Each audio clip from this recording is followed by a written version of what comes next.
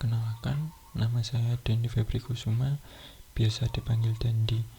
Hobi saya yaitu bermusik. Bapak saya bekerja sebagai polisi dan ibu saya bekerja sebagai guru SMA. Saya memiliki kakak yang masih kuliah di S2.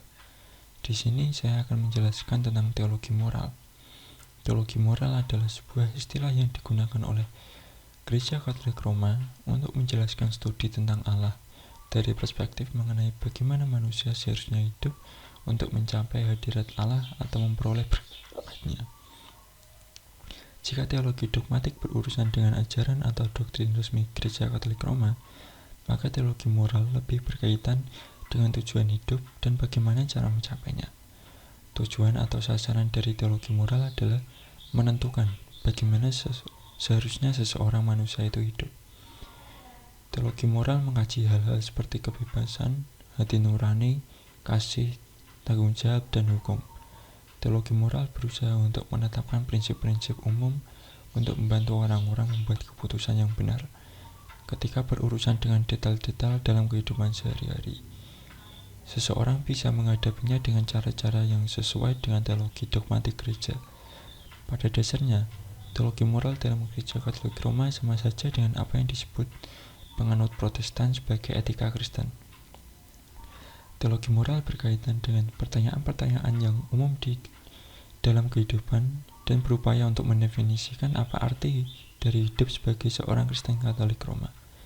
Teologi moral membahas berbagai metode yang berbeda-beda dalam kearifan lokal, definisi mengenai benar dan salah, baik dan jahat, dosa dan kebajikan, dan lain sebagainya.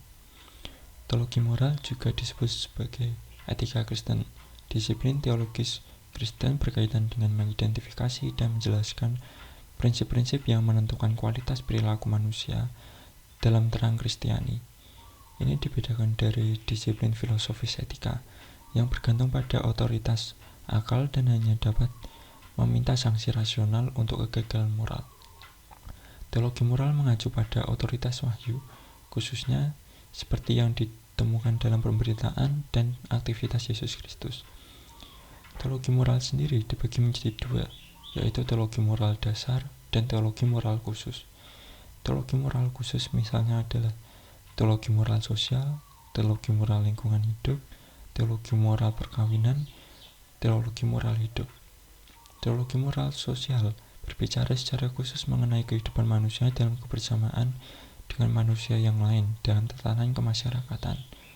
Kehidupan itu adalah sebuah persiarahan manusia untuk mencapai kesempurnaan hidup dalam komunitas di zaman ia hidup.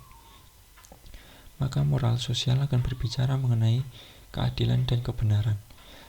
Dimensi kehidupan manusia yaitu sospol budkam dan perdamaian. Moral lingkungan hidup mengkaji dimensi etik perawatan alam semesta.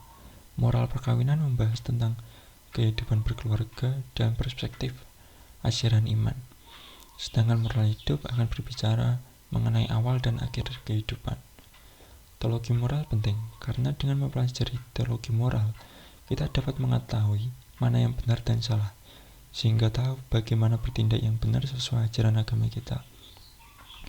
Seperti yang tertulis dalam Yohanes 13 ayat 34, Aku memberikan perintah baru kepada kamu, yaitu supaya kamu saling mengasihi sama seperti aku telah mengasihi kamu. Demikian pula kamu harus saling mengasihi. Melalui ayat tersebut, kita diajak untuk saling mengasihi sama manusia seperti yang telah Tuhan ajarkan kepada kita. Terima kasih.